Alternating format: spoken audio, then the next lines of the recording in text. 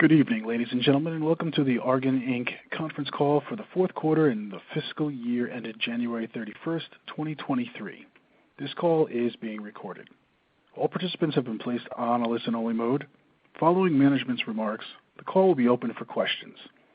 There is a slide presentation that accompanies today's remarks, which can be accessed via the webcast. At this time, it is my pleasure to turn the floor over to your host for today, John Nesbitt of IMS Investor Relations. Please go ahead. Thank you. Good evening and welcome to our conference call to discuss Argan's results for the fourth quarter and the fiscal year ended January 31st, 2023, which is referred to as fiscal 2023. On the call today, we have David Watson, Chief Executive Officer. I'll take a moment to read the Safe Harbor Statement. Statements made during this conference call and presented in the presentation that are not based on historical facts are forward-looking statements. Such statements include, but are not limited to, projections or statements of future goals and targets regarding the company's revenues and profits. These statements are subject to known and unknown factors and risks. The company's actual results, performance, or achievements may differ materially from those expressed or implied by these forward-looking statements, and some of the factors and risks that could cause or contribute to such material differences have been described in this afternoon's press release and in Argan's filing with the U.S. Securities and Exchange Commission. These statements are based on information and understandings that are believed to be accurate as of today, and we do not undertake any duty to update such forward-looking statements. Okay, I will now turn the call over to David Watson, CEO of Argan. Go ahead, David. Thanks, John, and thank you everyone for joining today. As most of you already know, this is our first earnings call, and we're pleased to have this opportunity to discuss our results for the fourth quarter and full fiscal year ended January 31st, 2023. I'll start by reviewing some of the highlights of our operations and financial results during the fourth quarter. We'll conclude by opening up the call for a brief Q&A, and for that portion of the call, I'll be joined by Hank Deily, our Chief Financial Officer.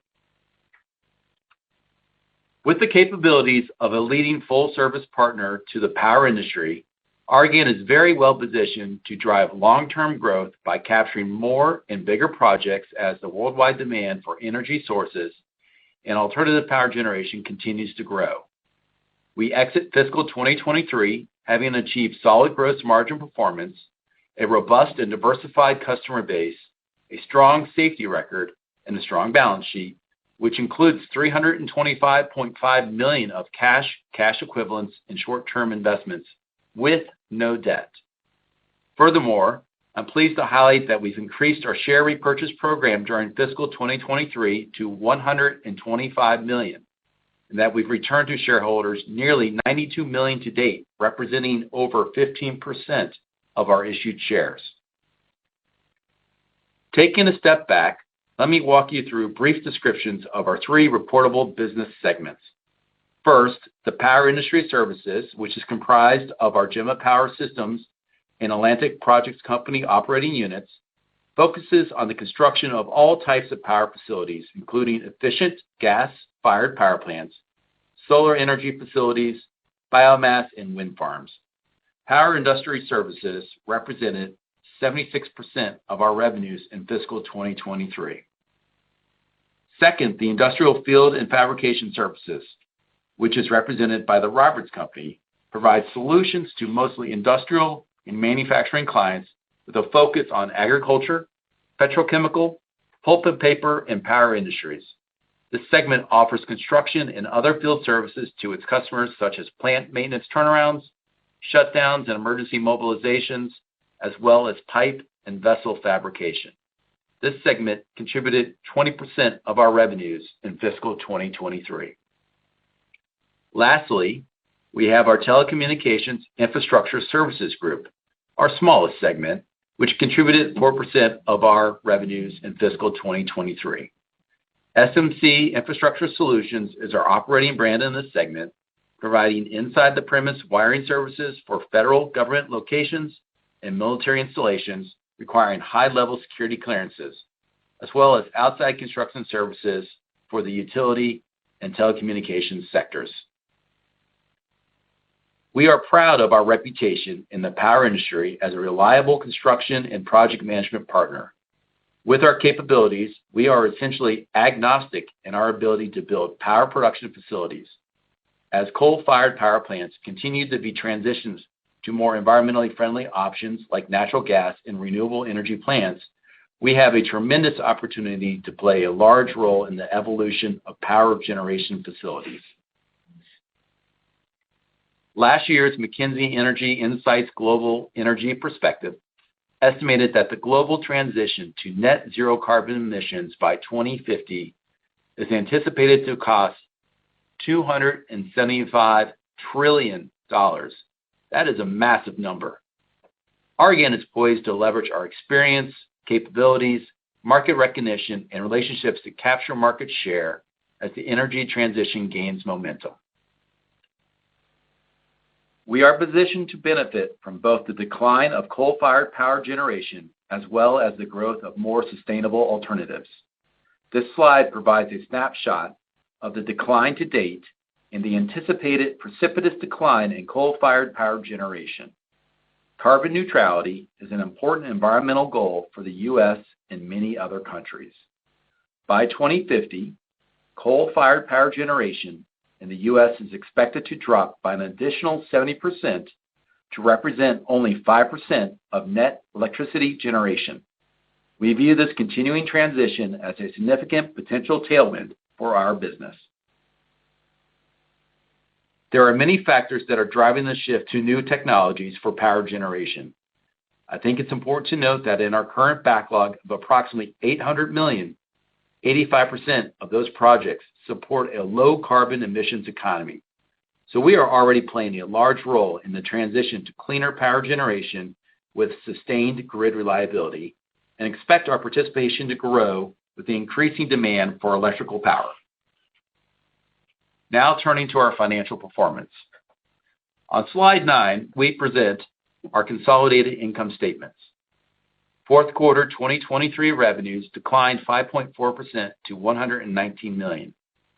As is frequently the case, our top-line performance for the fourth quarter was impacted by the timing of certain project starts and the variability of project costs incurred in our Power Industry Services segment, as certain projects neared completion while others are just beginning. The current quarter decrease is primarily related to declining revenues from the Guernsey Power Station, the Maple Hill Solar Energy Facility, and the Equinix Data Center project, as they all neared or reached completion, partially offset by growing revenues at several newer projects, including the Kilroot Power Station, the ESB FlexGen speaker plants, and the Trumbull Energy Center, our latest major EPC services project award. Gross margins in the fourth quarter were healthy, but down a bit at 16.9%, primarily due to change in our revenues mix. Selling, general, and administrative expenses declined to $10.5 million for the fourth quarter of fiscal 2023 from $15.5 million for the prior year comparable quarter. This was due to decreased cash incentive expenses and due to certain write-offs and liability accruals associated with business development investments and other activities in the prior year quarter. During the current quarter, we reported an income tax benefit of $3.2 million, even though the consolidated pre-tax book income was $12 million. This was due to the favorable recognition of tax benefits associated with research and development credits and the reversal of certain deferred tax valuation allowances. Net income attributed to the stockholders of Argan for fourth quarter of fiscal 2023 was $13.6 million, or $1 per diluted share, up significantly from $2.2 million, or 14 cents per diluted share for the fourth quarter last year. EBITDA, which is earnings before interest, taxes, depreciation, and amortization, for the fourth quarter of fiscal 2023 also increased significantly to $11.2 million from $3.3 million for last year's comparable quarter. For the full year fiscal 2023, revenues were $455 million, a decrease of 11% from the level of revenues earned in the prior year.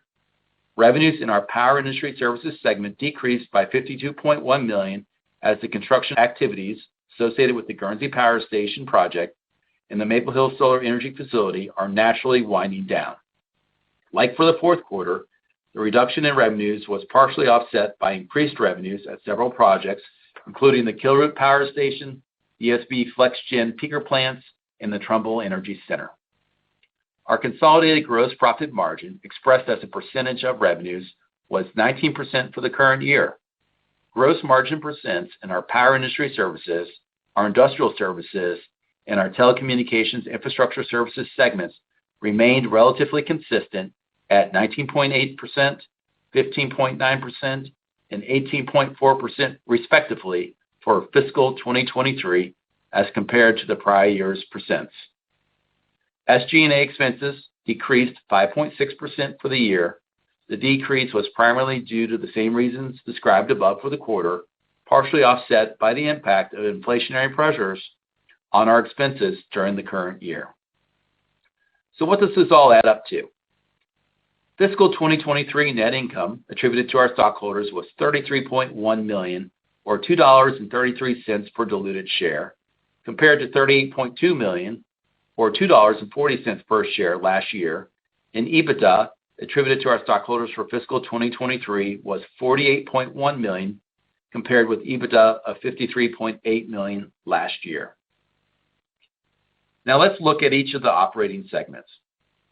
The Power Industry Services generated revenues of $346 million, representing 76% of consolidated revenues for fiscal 2023, and earned $50 million in pre-tax income.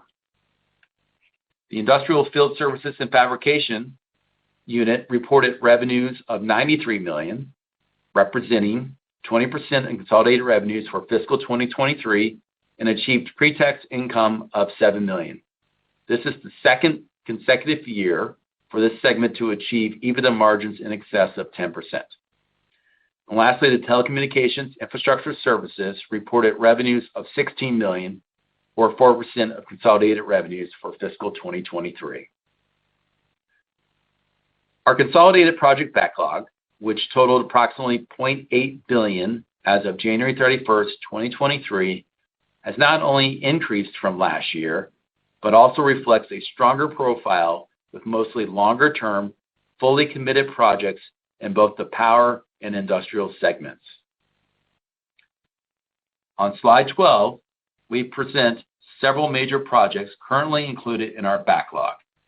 The Guernsey Power Station, which is the largest single-phase gas-fired power plant project in the U.S., has been a tremendous project for us, and that project is wrapping up.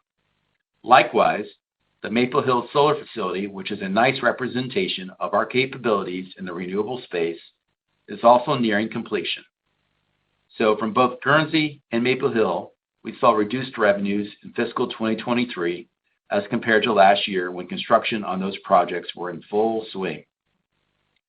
Conversely, we're now seeing increased revenues associated with the Trumbull Energy Center, which is in the early stages of construction and is expected to ramp up over the course of the year. The Kilroot Power Station and the ESB FlexGen peaker power plants are projects that are at or near peak activity. We are also performing certain tasks related to several undisclosed projects in both the traditional gas-fired and the renewable spaces, and we look forward to providing more details on those when we receive full notices to proceed with the projects. We are excited about the amount and diversity of our project backlog, and we believe that execution on these projects will provide a solid base for the revenues that we expect to earn in fiscal year 2024 and beyond. Our balance sheet provides us with a strong financial underpinning to grow the business. As of January 31st, 2023, cash equivalents, and short-term investments totaled $325.5 million, and net liquidity was $236.2 million. Furthermore, we have no debt.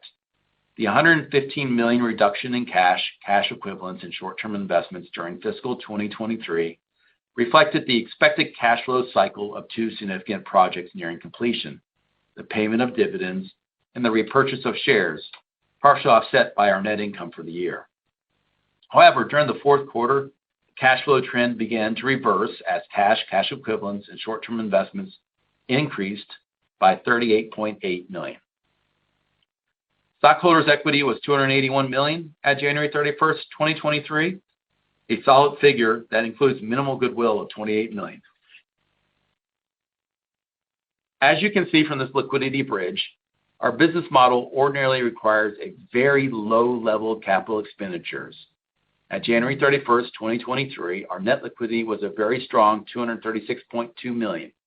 It was lower than the previous year due to our continuing commitment to return substantial capital to shareholders via opportunistic share repurchases and cash dividends. Since November 2021, we have returned a total of nearly $92 million to our shareholders, and to date, we've repurchased approximately 2.5 million shares, or approximately 15% of shares outstanding at the beginning of the program. All this at an average price of about 37.25 cents per share. As an indication of its continuing commitment to this program, during the fourth quarter of fiscal 2023, our board of directors increased the size of the share repurchase program to $125 million from $100 million previously, which also reflects our confidence in the strength and continued growth of our businesses and project backlog. Additionally, we've regularly paid a quarterly cash dividend of 25 cents per share since fiscal 2019. You should note that our next quarterly cash dividend of 25 cents has a record date of April 20 and a payment date of April 28. Argan has always been very focused on long-term value creation for shareholders.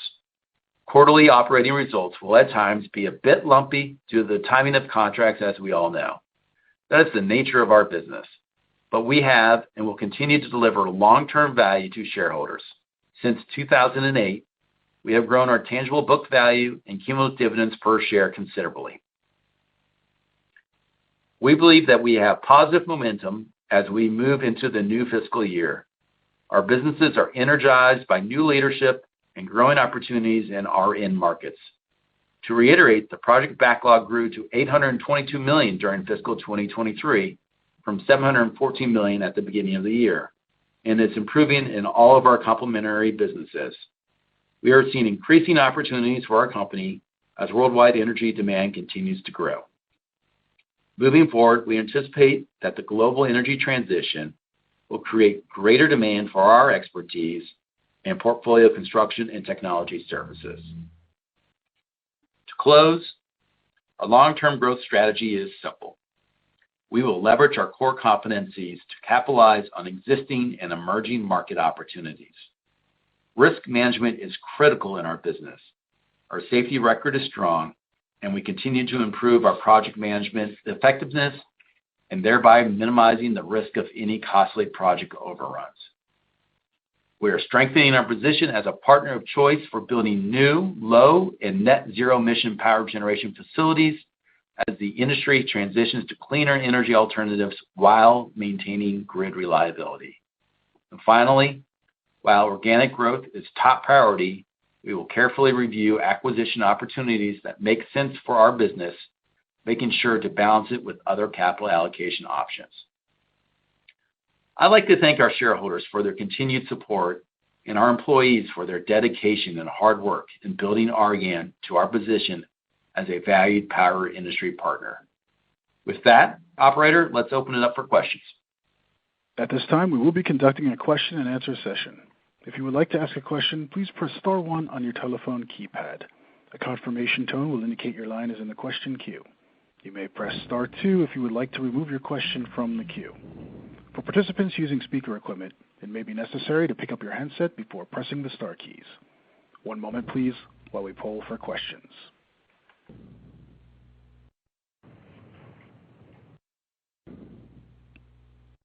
And our first question comes from Chris Moore with CJS Securities.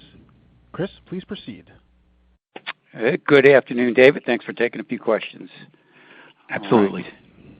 Maybe we'll start with backlog. Recognizing, it's become increasingly difficult to pinpoint when a project will receive funding and notice to proceed. What's the likelihood of an additional significant Gemma project in fiscal year 24? A good question, Chris. At the end of the day, we're really excited about our pipeline and our current backlog. As I noted in my early remarks, 85% of it relates to our power segment, and that primarily consists of gas-fired power plants. And 15% of it relates to the industrial segment, which is the largest backlog number in the history of the Roberts Company.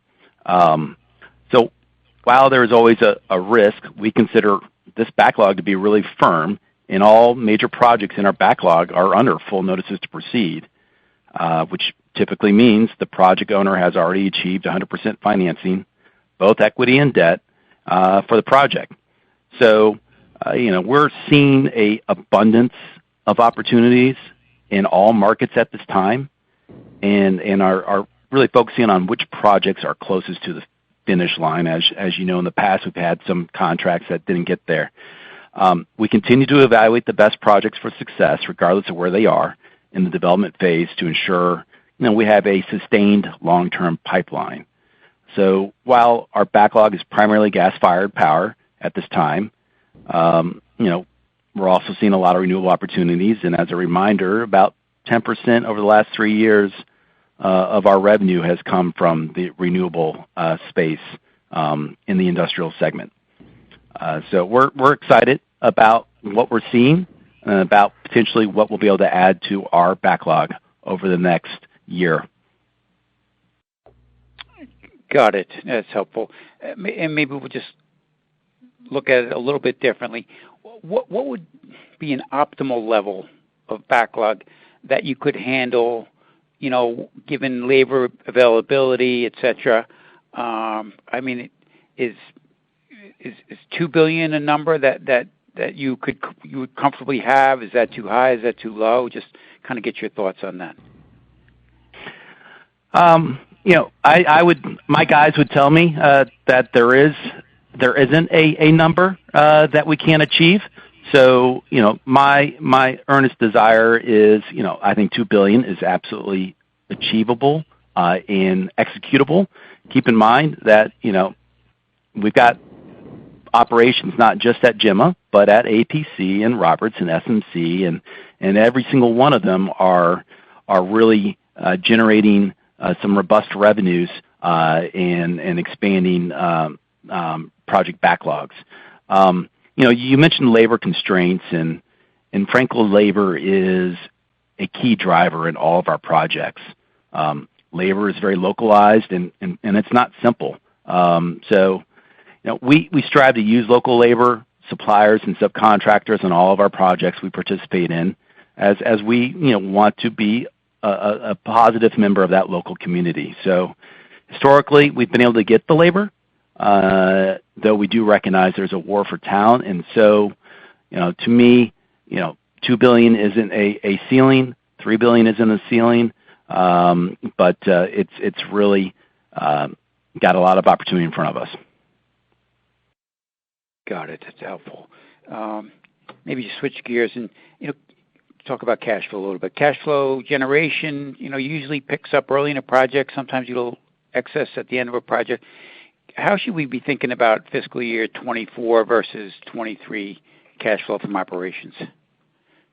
Cash, that is an excellent question, because that is largely misunderstood here with Argan, and I'd like to kind of add a little clarity there. So our cash equivalents and short-term investment balances are currently $325.5 million as of 1/31.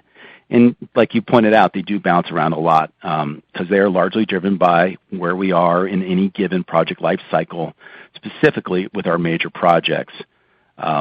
Each project's cash flows at the end of the day are driven by the terms of the contract.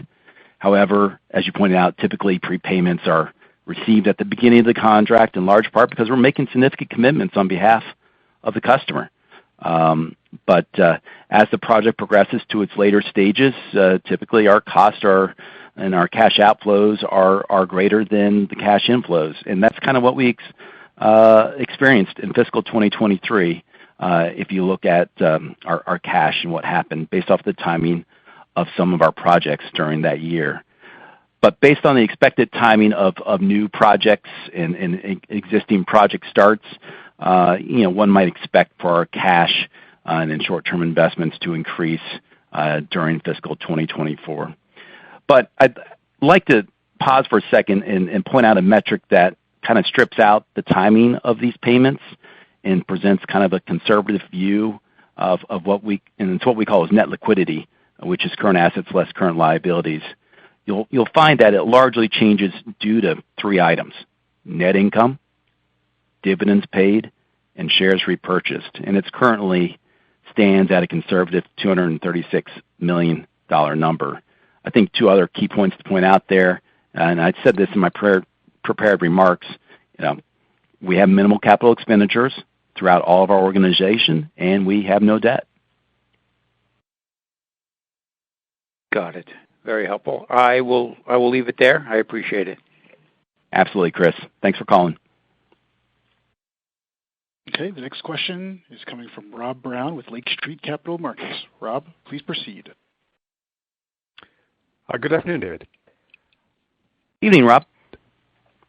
Thanks for all the color. I wanted to ask a question on sort of maybe a little more characterization on the activity in the project pipeline that you've talked about. You said a number of things are going on. Could you maybe characterize sort of, what's the mix of renewables and gas in the pipeline, and is there sort of regional activity, or where are you seeing activity in the pipeline in general? Can you just characterize it?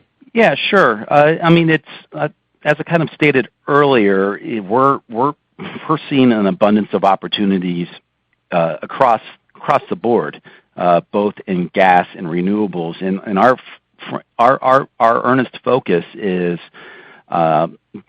those projects that are closer to the finish line. As a lot of folks are well aware, there's a number of challenges for projects to get there, whether it's interconnect, being able to connect to the grid, and other things that are out of their control. And so we are continuing to focus our energies and our human capital on those projects that we think are closest to the finish line. Clearly, our backlog currently reflects a large chunk of gas, and we are seeing a number of gas opportunities out there from a pipeline standpoint. But there's an abundance of solar, as between the IRA and the aspirational goals of a lot of this country and others. So it's really a balancing act. We believe we can do a lot of work and do a lot of jobs at once, but it's really settling on the best jobs with the best risk-adjusted returns that we can achieve. Okay, great. Thank you. And then have you seen an uptick in demand since the IRA, and just maybe what sort of opportunities that opened up for you? We do expect the IRA to help facilitate the power generation build-out. And frankly, we are agnostic to the IRA. There's a number of requirements that are still being defined by the IRS or by the folks, the regulators. But we're agnostic. We're here to meet our customers' needs, and we are a flexible organization in a project success-oriented group. So yes, there is a lot of activity out there. There's been a number of hiccups between solar panels and other things that have happened in the industry. But yes, there is an uptick in opportunities out there for us.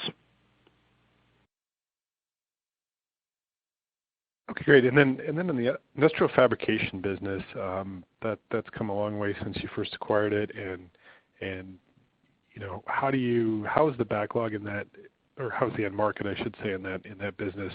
And are you seeing kind of a project activity pipeline there that's been growing, and how would you characterize that business? This business has come a long way. We've just achieved, as I noted earlier, 2 years of robust revenues and 10% plus EBITDA margins. We took on the effort this past year to consolidate our plants into one space to achieve greater cost synergies and be able to be more flexible in meeting our customer needs. And we've got a record project backlog, and frankly, it's grown since year end. So there is no shortage of opportunities for that space. where it's primarily the southeast of the United States, especially when it comes to doing work in the field. So even if there is potentially a downturn in the economy, we're not seeing that in our bidding activity or our pipeline. Okay, thank you. And then last question is on I guess, Trumble's ramp. I think it started in late last year. How do you sort of see that ramping throughout this year, and what's sort of the cadence of revenue recognition on that project? Not exact numbers, but just sort of maybe percent of how it ramps. Yeah, this is the beauty of landing large projects and knowing that you have significant revenue to be recorded over multiple years. Being able to identify how much revenue is in any given quarter is more of the challenge, and obviously you followed us for quite some time. Our revenues have bounced around a little bit because of those, the nature of our business.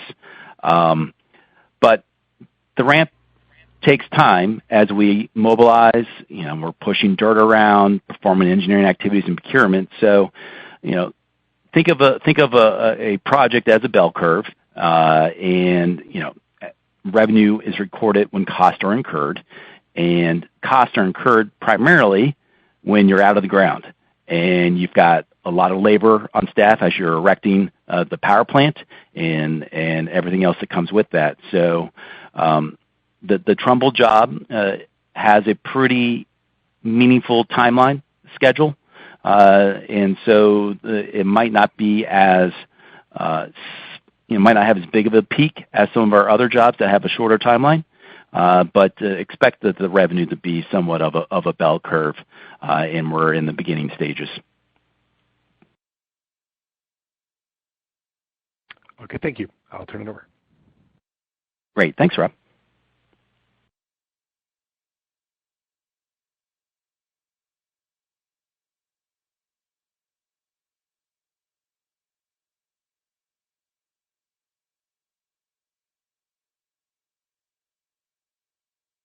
Operator, are there any more questions?